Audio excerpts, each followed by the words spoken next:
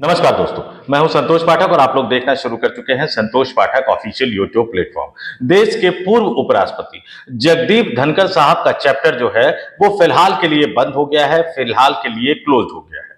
चुपचाप उन्होंने खामोशी से उपराष्ट्रपति का सरकारी आधिकारिक आवास खाली कर दिया है, एक निजी फार्म हाउस में शिफ्ट हो गए हैं। वो तमाम बातें तो आपने आज के अखबारों में पढ़ी ली होगी, कुछ न्यूज चैनलों ने भी ये खबर दिखाई होगी।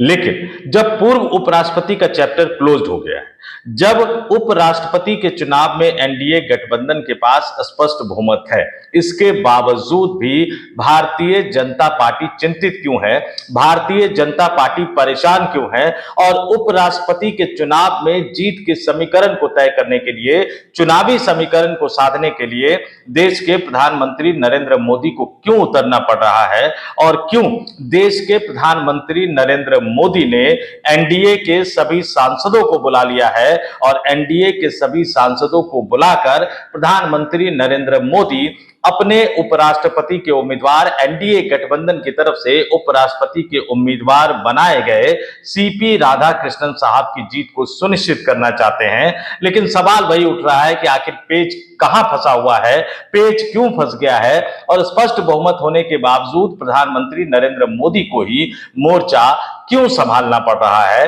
तो अपनी इस स्टोरी में उन तमाम तथ्यों को एक एक करके मैं आपके सामने रखूंगा। लेकिन जैसा कि मैंने कहा, जगदीप धनखड़ साहब का चैप्टर क्लोज हो गया, तो क्लोज होने के पीछे के कुछ कारणों के बारे में भी आपको बताऊंगा और कब तक ये क्लोज रहेगा ये भी आपको बताऊंगा। लेकिन उस बड़ी स्टोरी पर आने से पहले, आज की उस बड़ी स्टोरी पर आने से पहले एक बार फिर से आपसे अपील करना चाहूंगा कि अगर आप हमारे वीडियो देख रहे हैं, पसंद आ रहे हैं तो लाइक कीजिए, शेयर कीजिए और सिर्फ अपने तक इस वीडियो को मत रखिए, ज्यादा से ज्यादा लोगों तक पहुंचाइए। YouTube भी वीडियो को तभी प्रमोट करता है जब आप लाइक करेंगे, कमेंट करेंगे, ज्यादा से ज्यादा लोगों तक पहुंचाएंगे। और अगर आपने अभी तक हमारे इस YouTube मंच को सब्सक्राइब नहीं किया है तो आगे बढ़िए, संतोष पाठक ऑफिशियल YouTube प्लेटफॉर्म को सब्सक्राइब कीजिए। और अगर आपके स्पेशल व्यूअर बनने की इच्छा हो तो आप हमारे चैनल को ज्वाइन भी कर सकते हैं। सब्सक्राइब के बगल में ही ज्वाइन का ऑप्शन आता है और जैसे ही आप ज्वाइन का बटन दबाएंगे कई सारे ऑप्शन आपके पास आ जाएंगे। उसमें से जो सबसे पहला 89 रुपए का जो विकल्प है उसको आप चुनकर हमारे चैनल को, हमारे इस YouTube चैनल को ज्वाइन कर सकते हैं, हमारे एक महत्वपूर्ण और स्पेशल व्यूअर, स्पेशल दर्शक बन सकते हैं। तो प्रधानमंत्री नरेंद्र मोदी को मैदान में क्यों उतरना पड़ा और प्रधानमंत्री नरेंद्र मोदी मैदान में उतरकर क्या क्या करेंगे और कैसे वो उपराष्ट्रपति चुनाव में एनडीए गठबंधन के उम्मीदवार की, या दूसरे शब्दों में कहूं तो खुद वो अपनी जीत सुनिश्चित करेंगे, क्योंकि उनके लिए एनडीए गठबंधन के उम्मीदवार को चुनाव जितवाना बहुत जरूरी है। इन तमाम तथ्यों की जानकारी देने से पहले थोड़ा बहुत जिक्र जो कर लेते हैं वो जगदीप धनखड़ साहब का कर लेते हैं। मानसून सत्र के पहले दिन 21 जुलाई को दिन भर सदन की कार्रवाई का संचालन करने के बाद शाम होते होते उन्होंने स्वास्थ्य के आधार पर इस्तीफा दे दिया। उनके इस्तीफे को लेकर कई तरह की बातें निकल कर आई। आरटीआई से जो जानकारी आई उसमें कई चौंकाने वाले तथ्य निकलकर सामने आए। विपक्षी राजनीतिक दलों की तरफ से यह आरोप लगाया गया कि सरकार ने जबरदस्ती इस्तीफा ले लिया। सोशल मीडिया पर यह वायरल होता रहा। कुछ नेताओं ने भी कहा कि उनको उन्हीं के सरकारी आधिकारिक आवास यानी उपराष्ट्रपति आवास में नजरबंद कर दिया गया। फिर बाद में खबर आती कि उनके लिए एक बंगला तैयार किया जा रहा है। फिर बाद में खबर आती कि राजस्थान के पूर्व विधायक होने के नाते उन्होंने पेंशन भी अप्लाई कर दिया है, यानी कांग्रेस के विधायक हुआ करते थे वो राजस्थान में, तो कांग्रेस के पूर्व विधायक के तौर पर उन्होंने पेंशन लेने के लिए एप्लीकेशन डाल दी है। और अब कल ये खबर आई कि उन्होंने उपराष्ट्रपति के आधिकारिक सरकारी आवास को खाली करके दिल्ली के छतरपुर इलाके में स्थित एक निजी फार्म हाउस में शिफ्ट हो गए हैं।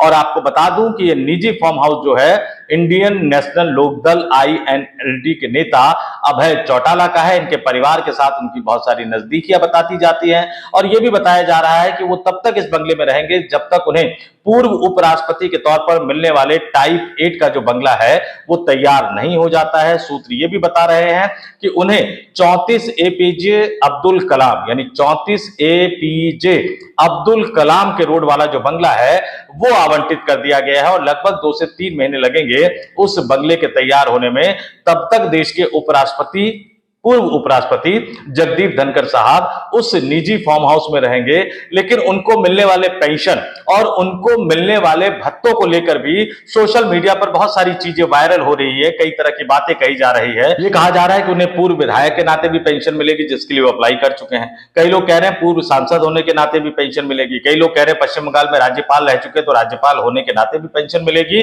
और पूर्व उपराष्ट्रपति होने के नाते भी उन्हें पेंशन मिलेगी। तो आपके सामने मैं इन तथ्यों को रख देता हूं। एनडीटीवी की खबर है और एनडीटीवी ने बताया कि कौन कौन सी पेंशन जो है वो उनको मिलेगी। धनखड़ साहब 3 तरह की पेंशन के हकदार है, ये एनडीटीवी की खबर है। और कौन कौन सी पेंशन है वो जरा बता देता हूं कि पूर्व उपराष्ट्रपति के तौर पर उन्हें लगभग 2 लाख रुपए का मासिक पेंशन मिलेगा, साथ ही टाइप 8 का बंगला मिलेगा, जिनका नंबर मैं आपको बता चुका हूं। एक निजी सचिव जिसकी नियुक्ति हो चुकी है, अतिरिक्त निजी सचिव, निजी सहायक, चिकित्सक, नर्सिंग अधिकारी और 4 निजी परिचारक की सुविधा उनको मिलेगी। पूर्व सांसद के तौर पर, चूंकि वो सांसद भी रह चुके हैं, तो पूर्व सांसद के तौर पर 45,000 रुपए प्रति माह का पेंशन मिलेगा और इससे जुड़े हुए अन्य भत्ते मिलेंगे।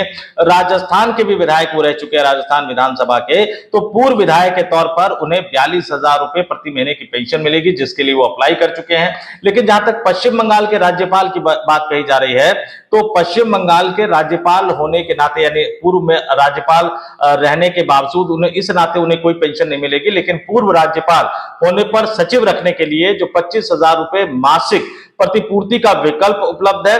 और इसके साथ ही पूर्व उपराष्ट्रपति की मैं आपको बता दूं कि इसके बाद भी पूर्व उपराष्ट्रपति के परिवार को लेकर भी कई तरह की सुविधाएं हैं, जिनका जिक्र फिलहाल अभी यहां नहीं करते हैं। आगे बढ़ते हैं और अब आते हैं कि प्रधानमंत्री नरेंद्र मोदी को खुद से मोर्चा क्यों संभालना पड़ रहा है, जबकि एनडीए गठबंधन के पास स्पष्ट तौर पर बहुमत है। अपनी कई स्टोरी में मैं एनडीए गठबंधन के पास बहुमत को लेकर तथ्यों को आपके सामने रख चुका हूं। एक बार फिर से उन तमाम तथ्यों को बता देता हूं। लोकसभा और राज्यसभा के सांसद इसमें वोट करते हैं। लोकसभा 543 सांसद होते हैं, 1 खाली है तो 542 है। राज्यसभा 245 होते हैं, 6 खाली है तो 239 है। और दोनों सदनों में कुल मिलाकर 781 सांसद है। और 781 आधे से ज्यादा वोट चाहिए, तो 781 सांसद में आपको अपना उपराष्ट्रपति बनाने के लिए 391 392 सांसदों का वोट चाहिए। और एनडीए गठबंधन के पास स्पष्ट तौर पर बता देता हूं मैं, Bharatiya Janata party, Telugu Desam party, Janata Dal United, Eknath Shinde की शिवसेना, अजीत पवार की एनसीपी, चिराग पासवान की लोजपा, जयंत चौधरी की आरएलडी, पवन कल्याण की जनसेना पार्टी और इसके अलावा भी एनडीए गठबंधन में जो कई छोटे मोटे राजनीतिक दल शामिल हैं, इन तमाम राजनीतिक दलों को मिलाकर लोकसभा में एनडीए गठबंधन के पास सांसदों की संख्या 293 है। राज्यसभा में एनडीए गठबंधन के पास सांसदों की संख्या 132 है और ये मिलकर पहुंच जाता है 425। बहुमत के लिए चाहिए 391। तो बड़े आराम से 34 सांसदों का बहुमत जो है वो एनडीए गठबंधन के पास है। लेकिन इसके बावजूद भी, चूंकि जिस तरह से विपक्षी गठबंधन एकजुट होते हुए नजर आ रहे हैं, जिस तरह से बिहार में राहुल गांधी ने वोटर अधिकार यात्रा और उस यात्रा में इंडिया गठबंधन के नेताओं को शामिल करके अपना प्रभाव बढ़ाया, अपने नेतृत्व के प्रति नेताओं में समर्थन बढ़ाया, तो विपक्षी राजनीतिक दल एकजुट होते हुए नजर आ रहे हैं, जबकि एनडीए गठबंधन में कई तरह के किंतु परंतु लगे हुए हैं। अब जगदीप धनखड़ साहब वाला चैप्टर क्लोज तो हो गया, वो सत्यपाल मलिक तो नहीं बन पाए। लोग कह रहे थे कि जब वो बाहर निकलेंगे तो ऐसी ऐसी बातें कहेंगे जिससे मोदी सरकार की पोल खुल जाएगी, उपराष्ट्रपति चुनाव का पूरा गणित ही बदल जाएगा, तमाम जो सांसद है खासतौर से जाट सांसदों के लिए कई तरह की दिक्कतें खड़ी हो जाएंगी। लेकिन पूर्व उपराष्ट्रपति जगदीप धनखड़ साहब सरकारी आधिकारिक आवास खाली करके चुपचाप चले गए। अब वो जब बोलेंगे तब बोलेंगे, लेकिन फिलहाल वो कुछ नहीं बोलेंगे 9 सितंबर से पहले, ये लगभग तय हो चुका है। तो अब वो वाला चैप्टर क्लोज हो गया है। लेकिन इसके बावजूद उत्तर प्रदेश में जो योगी वर्सेस मोदी वाली जो लड़ाई चल रही है, मतलब योगी वर्सेस शाह वाली लड़ाई जो चल रही है, जयंत चौधरी पर जिस तरह का प्रेशर, जिस तरह का दबाव बढ़ता जा रहा है, वो किसानों के बीच में जाकर कह चुके हैं कि मैं आपकी वजह से नेता बना हूं, आप जब जो आदेश देंगे मैं उसको कर लूंगा। दबाव चंद्रबाबू नायडू के सांसदों पर भी है, दबाव पवन कल्याण के सांसदों पर भी है, दबाव आंध्र प्रदेश में विपक्ष के नेता जगन मोहन रेड्डी पर भी है, जो अपने वाईएसआर कांग्रेस के सांसदों को एनडीए उम्मीदवार को समर्थन देने का ऐलान कर चुके हैं। लेकिन दबाव उन पर भी है क्योंकि विपक्षी उम्मीदवार जो है रेड्डी साहब, उनका जन्म संयुक्त आंध्र प्रदेश में हुआ था। तो आंध्र प्रदेश और तेलंगाना दोनों राज्यों में काम कर रहे, चाहे वो सत्ता में बैठे हो या विपक्ष में हो, उन राजनीतिक दलों पर और राजनीतिक दलों से भी ज्यादा उनके सांसदों पर दबाव है। भारतीय जनता पार्टी इस बात को बखूबी समझती है और इसलिए उनको लगता है कि कहीं कोई खेल ना हो जाए। क्यों? क्योंकि उपराष्ट्रपति का चुनाव सांसद वोट करते हैं, लेकिन ये गुप्त मतदान प्रणाली के द्वारा होता है। कोई भी राजनीतिक दल इसको लेकर व्हिप जारी नहीं कर सकता, यानी किस सांसद ने किस उम्मीदवार को वोट दिया ये किसी को नहीं पता लगेगा। तो जो सांसद दबाव में है, अपने इलाकों के मतदाताओं के दबाव में, अपने राज्यों के मतदाताओं के दबाव में, या जिनके अंदर से अंतरात्मा जाग जाएगी, तो फिर वो किसी को भी वोट कर सकते हैं। और ऐसे हालात में एनडीए गठबंधन के उम्मीदवार के लिए दिक्कत हो जाएगी, क्योंकि सिर्फ 34 सांसदों का बहुमत है और एनडीए गठबंधन के उम्मीदवार का हारना, राधा कृष्णन साहब का हारना, ये व्यक्तिगत तौर पर देश के प्रधानमंत्री नरेंद्र मोदी की हार होगी और मोदी इसको कतई बर्दाश्त नहीं कर सकते। तो भारतीय जनता पार्टी की कोशिश है कि पहले तो 100% मतदान एनडीए सांसदों का सुनिश्चित किया जाए, कि वो तमाम सांसद दिल्ली आए, मतदान करें, और फिर उनका 100% मतदान जो है वो राधा कृष्णन के पक्ष में सुनिश्चित किया जाए। और इसके साथ ही विपक्षी गठबंधन के राजनीतिक दलों के सांसदों में क्रॉस वोटिंग करवाई जाए, यानी तोड़फोड़ करवाई जाए। कैसे करवाएंगे, क्या करवाएंगे, उसको लेकर बीजेपी अपने एक प्लान बी पर काम कर रही है। लेकिन जो प्लान ए है, एनडीए सांसदों को एकजुट रखना, उसके लिए प्रधानमंत्री नरेंद्र मोदी खुद मैदान में उतर गए हैं। 9 सितंबर को देश के उपराष्ट्रपति के चुनाव के लिए वोट डाले जाएंगे और उससे एक दिन पहले प्रधानमंत्री नरेंद्र मोदी ने एनडीए के सभी सांसदों को बुला लिया है। सूत्रों की माने तो प्रधानमंत्री नरेंद्र मोदी उपराष्ट्रपति चुनाव यानी 9 सितंबर से एक दिन पहले 8 सितंबर को एनडीए के सभी सांसदों को एक स्पेशल डिनर देंगे, यानी स्पेशल डिनर वाली बैठक प्रधानमंत्री नरेंद्र मोदी 8 सितंबर को एनडीए के, सिर्फ भाजपा के नहीं, एनडीए के सभी सांसदों के साथ करेंगे, ताकि वो तमाम सांसद अगले दिन यानी 9 सितंबर को संसद भवन पहुंचकर उपराष्ट्रपति चुनाव में एनडीए गठबंधन के उम्मीदवार सीपी राधा कृष्णन साहब को वोट करें। और सिर्फ इतना ही नहीं, चूंकि बीजेपी नहीं चाहती है, भारतीय जनता पार्टी का आलाकमान नहीं चाहता है कि उपराष्ट्रपति चुनाव में कहीं से भी कोई भी गड़बड़ी हो, एनडीए सांसदों का वोट किसी भी तरह से, किसी भी गलती की वजह से खारिज हो जाए, तो चुनाव में मतदान की पुख्ता जानकारी देने के लिए एनडीए की तरफ से यानी बीजेपी ने एनडीए सांसदों के लिए एक 3 दिन का विशेष वर्कशॉप का आयोजन करने की भी योजना बनाई है। और इस वर्कशॉप में तमाम सांसदों को यह बताया जाएगा कि जो बैलेट पेपर उनको मिलेगा, उपराष्ट्रपति का चुनाव बैलेट पेपर से होता है, जो बैलेट पेपर उनको मिलेगा उसमें दोनों नामों में से किस नाम पर कैसे निशान लगाया जाएगा। और इसके लिए जो चुनाव आयोग जो पेन उपलब्ध कराएगा, तो चुनाव आयोग द्वारा उपलब्ध कराए गए पेन से ही निशान लगाया जाएगा, अपने पेन का इस्तेमाल नहीं करना है। और बैलेट पेपर पर निशान लगाने के बाद उसे किस तरह से मोड़कर बैलेट बॉक्स में डाला जाए, जिससे वोट के अवैध होने की या अमान्य होने की जो आशंका है वो पूरी तरह से खत्म हो जाए। यानी सीधे सीधे उनको बताया जाएगा कि पेन जो है, ये पेन चुनाव आयोग, चुनाव अधिकारी की तरफ से जो दिया जाएगा उसका इस्तेमाल करना है।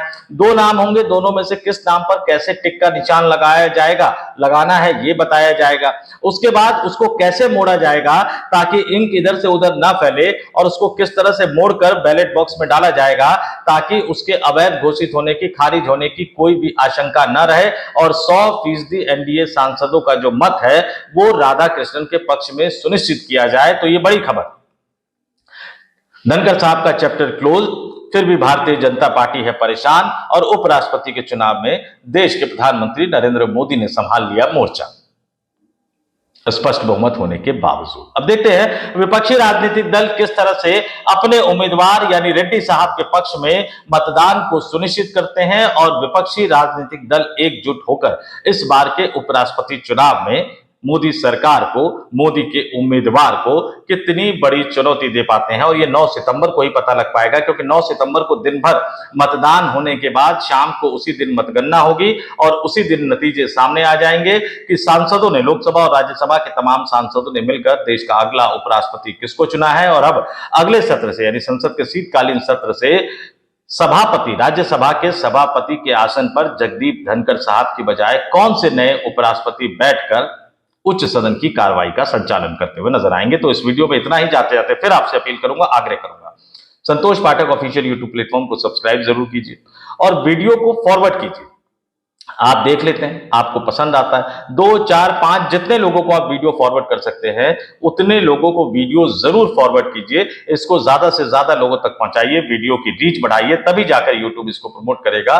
चैनल को सब्सक्राइब जरूर कर लीजिएगा और अगर आपको उचित लगे तो आप हमारे चैनल को मेंबर के तौर पर, स्पेशल व्यूअर के तौर पर ज्वाइन भी कर सकते हैं। सब्सक्राइब के बटन के बगल में ज्वाइन का भी ऑप्शन आता है, तो आगे बढ़िए, सब्सक्राइब कीजिए, ज्वाइन कीजिए। इस वीडियो में इतना ही। मुझे यानी संतोष पाठक को दीजिए इजाजत। आप तमाम लोग देखते रहिए संतोष पाठक ऑफिशियल यूट्यूब प्लेटफॉर्म। नमस्कार।